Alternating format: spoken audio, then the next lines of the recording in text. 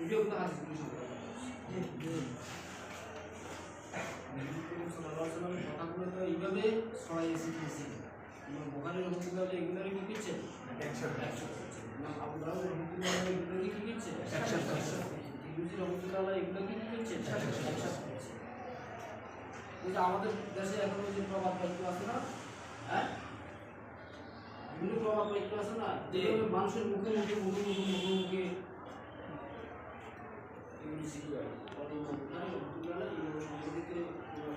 যাওয়ার পরে তাই দেখলে তো উনি চা দোকানে চা খেতেছে ওখানে সাদা দেখা হবে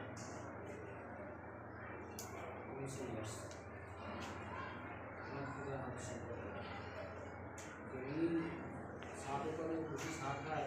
উনি যে কাপে চা খায় এই কাপটা তো আমাদের সুখ লাগছে, সুখ লাগছে অথবা যে পানিতে দিয়েছে একই জায়গায় দিয়েছে কিন্তু মুক্তা দিতে পারে না, এর থেকে হাতে সংগ্রহ করা যাবে না। এইভাবে সংগ্রহের সময় ওনার এই পদ্ধতিটা এইভাবে হাতে সংগ্রহ করতে করতে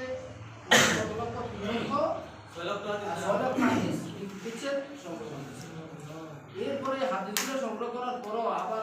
তিনি কি করছেন, হ্যাঁ গোসল করছেন, উজু করছেন, 2 রাকাত নামাজ পড়ছেন,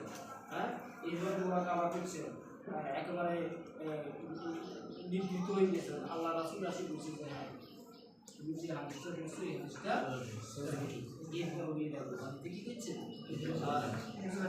এবং এই যে মদিনাতে একখানা মসজিদ আছে, আমি মসজিদে গেছি, ওই মসজিদে বসেই বুখারী লিখেছেন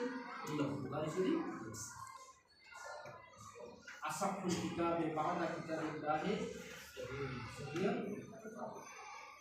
কোরআনের পরে সবচেয়ে বিশুদ্ধ আবু দাউদ হাদিস নিয়মিত আছে, এই হাদিসের নিয়মিত সহিহ বুখারী নিয়ে কোনো কি নাই। ইমাম বুখারী এমন নিখুঁতভাবে উনি যখন মারা গেছে ওনার কবর থেকে সুগন্ধি বাইরে মারা গেছে, কবর দিকে ফেলাইছে মাটি, মানুষ যেভাবে ওনার কবরের মাটি নেওয়া শুরু করছে, হ্যাঁ শেষ পর্যন্ত দেখা গেছে যে মানে মাটি দেয় আর লই যায়, মাটি আনি যতে দেয় আবার নিয়ে যায়, মাটি আনি যতে দেয় খালি নিয়ে যায়। কিসের হ্যাঁ হাদিসের আল্লাহর নবী